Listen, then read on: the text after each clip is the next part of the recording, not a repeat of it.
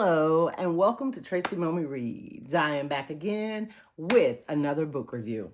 Today, I'm going to be talking about None of This is True by Lisa Jewell or Jewell. None of This is True. Okay, so I feel like I sound like my voice is very husky because I did just get up not too long ago. And I was like, I need to get up and, get some content filmed before I say goodbye to these tragic. I mean, they've served me well. I've loved this style, have enjoyed not having to do much to my hair, but it's time for them to go. So I got to get this done first. So you may see these in some upcoming videos with something covering the rest of it. But anyway, let's get into this book. None of This is True.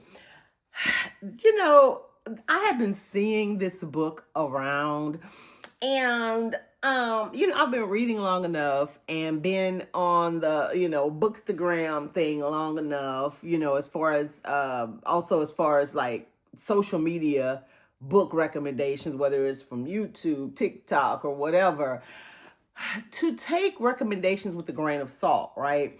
Because a lot of times people, and I don't know, it begs the question. I wonder if some of these people are being like compensated, for their reviews or for them to, just gas up these books, and maybe they're hitting the top influencers or whatever to just really get the book out there. So when I saw this one and it was so much chatter about it, and everybody was like, oh my God, it's so great. It's so amazing. I just held out for a minute because I was like, I don't know, because y'all have led me astray with some of the recommendations. And I'm not gonna lie, when I first started reading, I was like, see, this is gonna be one of them ones that y'all, lied about. But then I started getting into it. This book is crazy as hell. This book is crazy. So I am going to read some of the blurb to let you guys know what this book is about, okay? Celebrating her 45th birthday at the hot new local pub, popular podcaster Alex Summer crosses paths with an unassuming woman called Josie Fair. Josie, it turns out, is also celebrating her 45th birthday. They are, in fact, birthday twins. Okay, and before I read the next paragraph, let me just set the stage for you. So, Alex is at the pub celebrating her birthday, but there's like a table full of people. There's drinks, there's balloons, there's a cake. It's just Josie and her husband, and it's real low key. Okay, they were just regular folk. This isn't even the type of place they normally go to, but because it was her birthday, she wanted to, dress up and do something different. And she sees Alex go into the bathroom at one point, and she knows who Alex is. I mean, she's a popular podcaster in the area, right? She sees her go into the restroom, and so she follows her, and she makes mention, oh, it's my birthday too, and they get to chatting or whatever, like, oh, happy birthday, we're birthday twins, that type of thing. Okay, so next paragraph here in this blurb. A few days later, Alex and Josie bump into each other again, this time outside Alex's children's school. Josie has been listening to Alex's podcast and thinks she might be an interesting subject for her series. She tells Alex, on the cusp of great changes in her life. And so Alex is intrigued because she's looking for something fresh for her podcast. It's gone a little stale, and, it's something just kind of a little quirky about Josie, and she seems interesting and also a little kind of scary. And I think that Alex is very intrigued to hear what she has to say. So she agrees to it. She's like, yeah, okay, let's get you on. Let's see. Maybe your story can be something that inspires my listeners or whatever. Okay. But I should bring this all the way back, right? Because at the beginning of the book, there is this page in this, section here that says, coming to Netflix in May. Hi, I'm your birthday twin.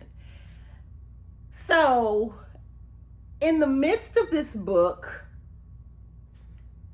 on page. I'm not talking about like real life. I mean, who knows? This might become an actual, adaptation at some point. But in this book, there's a documentary being filmed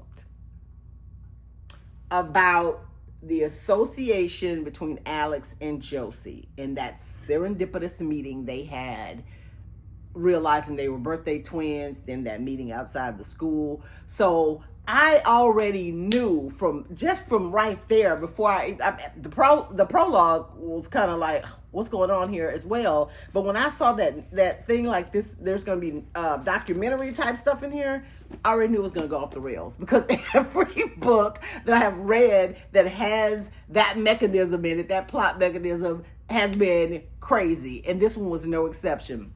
First of all, when we're introduced to Josie's character, outside of like the birthday thing, but just her home life in general, it is, and I'm sure this was the author's intent, it's not very interesting. Like, she has this thing about denim. She wears a lot of denim. She's just kind of like a homemaker. She's married to an older man. He's kind of boring. I mean, their lives are like not very remarkable, from the outside looking in, right? Whereas Josie, she's married, has kids, and her husband, I can't remember what he does, but he has a job where he makes, good money, because they have a really nice house.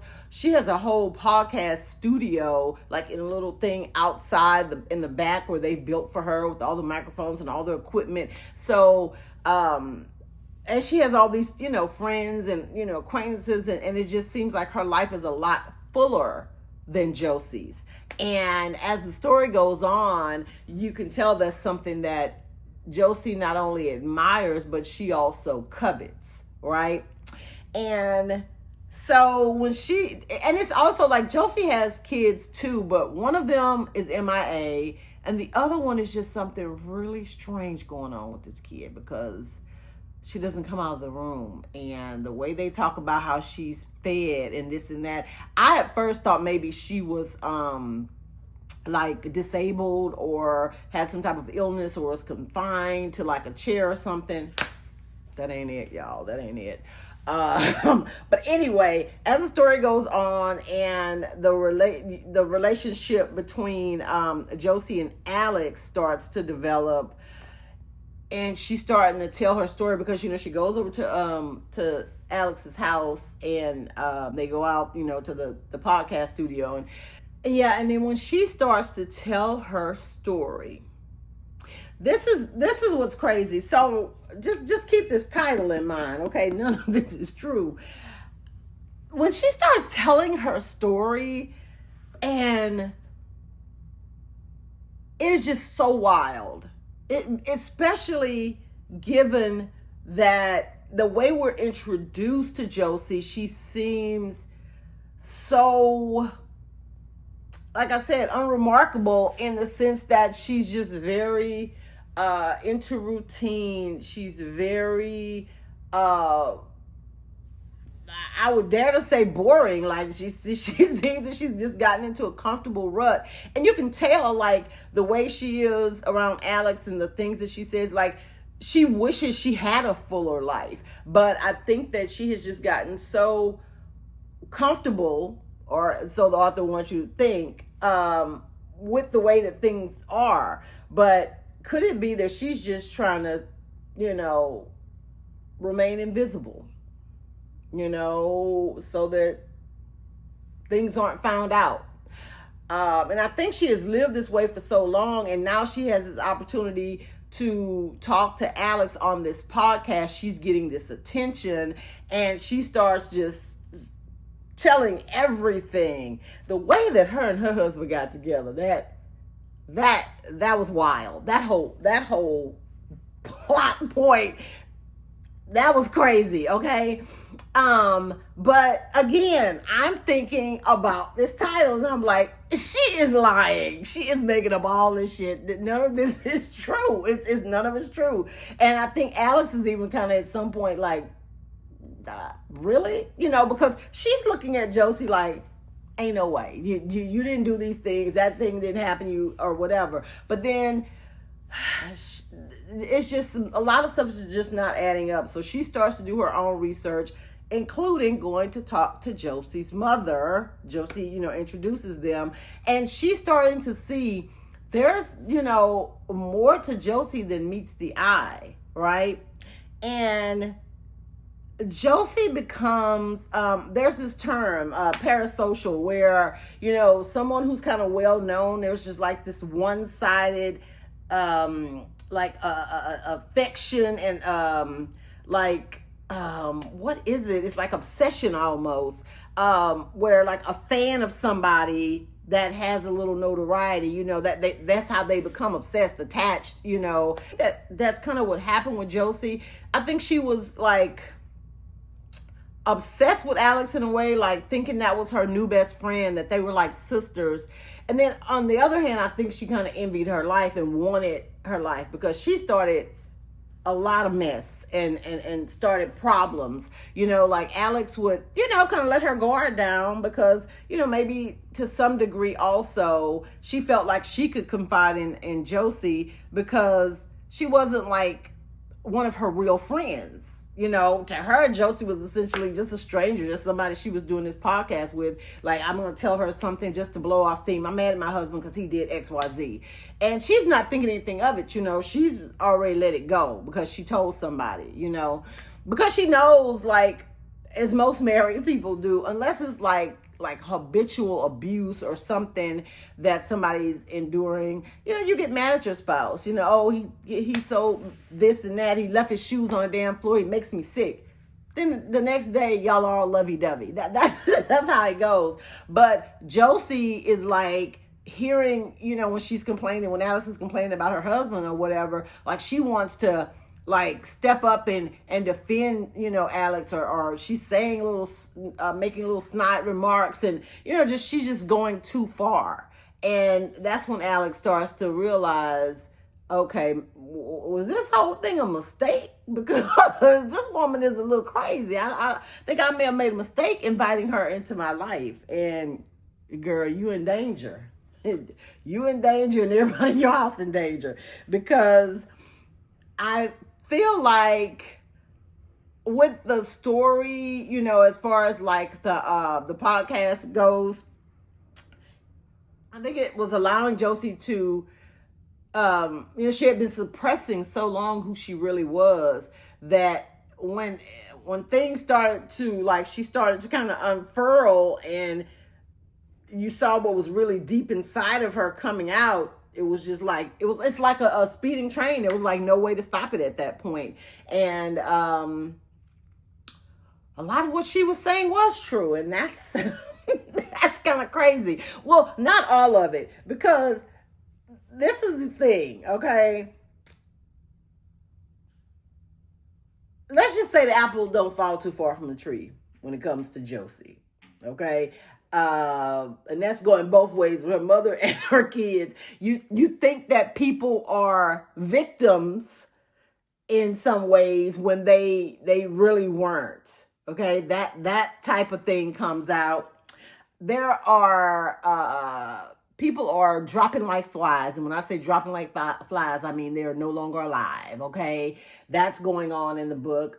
There's a huge setup with somebody in the book, and that kind of, when you read the prologue, that's what it ties back later in the book to a setup, and that was the like the beginning of it. So that was a good like kind of tie-in, because when you read that prologue, you're like, okay, yeah, this book is something's going to happen in here, and it's a lot of stuff. It was just so wild and off the rails, and had you guessing, and everything that you thought was wrong, and then you were like shocked and disgusted, and it was just so much. But again, using the train reference, it was like, a train wreck. You could not look away. You could not stop turning the pages.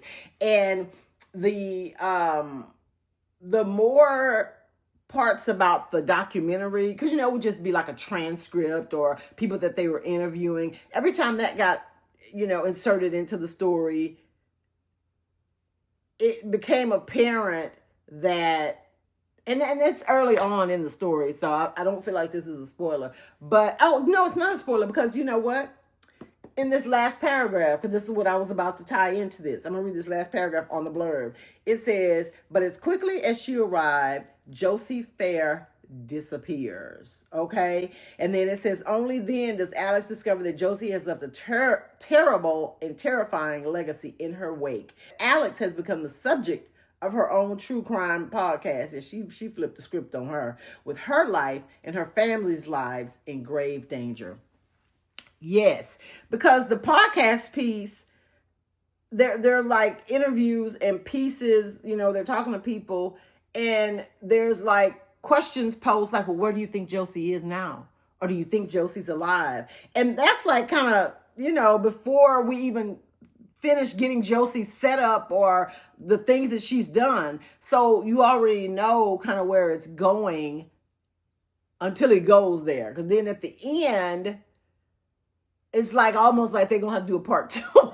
A part two of the documentary. Because, you know, after it was filmed and all this stuff, something happens, you know, at the end. But it was just really a wild ride. Every page there was like, you know, well, not every, I won't say every page, every chapter, there was like a new reveal. I mean, y'all, it's so much. You know, you got the podcast, because, you know, those kind of books too are always crazy. If there's a podcast in the book, it's probably going to be a wild ride as well. But you got the podcast angle, the documentary angle. You got this kind of weird woman with all these secrets in a house, what essentially seems to be a house of horrors in more ways than one. I want to say something so bad, but I'm not. But the house of horrors, just keep that in mind. People are being lied on. People are being set up. You don't know who to feel sorry for. And when you do like start feeling sorry for people, you realize, oh my God, they knew something, or they were in on it, or they weren't the victim. They were the person inflicting the pain. It's just ups and downs and twists and turns, and the lengths that Josie went to. It was like waking a sleeping giant, literally. After she got on that podcast, this carefully, you know, small life she had created to kind of stay off the radar, you know, and I think that part of her was like, it was to get back at her mom and her husband, because I think they were the ones kind of telling her, you need to bring it down. Like you may not want people to know some of the things that you need to be quiet and sit down. And so she did that. And then like her resentment just bubbled up, because she felt like, I have done a lot of things, you know, whether they were good or not. But I feel like people should know that, you know, women are powerful and we can control our own lives. And that was the narrative. She started seeing herself as like a martyr of sorts, you know, like someone that people should, you know, women should aspire to be, you know. And then it was just no putting that genie back in the bottle. Just wasn't gonna happen. So yeah, it was a lot. It was a lot going on in this book. If you like books that have multiple stories within a story, a book that you can't trust anybody, a book where you won't see stuff coming, you know, and you're gonna be flipping the pages. This is a good one. This is one time Bookstagram didn't let me down. None of This Is True by Lisa Jewell. Yes, this was a good read. I enjoyed it. If you haven't read None of This Is True, let me know in the comments. Thank you so much for watching. Make sure that you like this video, and if you have not already done so, please take this opportunity to subscribe to my channel. The year is halfway over, y'all. Okay, the year is halfway over, and I'm sitting at a comfortable 1,800 subscribers. Would love to get to 2,000. I think it's possible if you go ahead and subscribe and then share the video with people who you think may enjoy my content. Thanks again. You guys enjoy the rest of your weekend, and I will see you next week. Bye.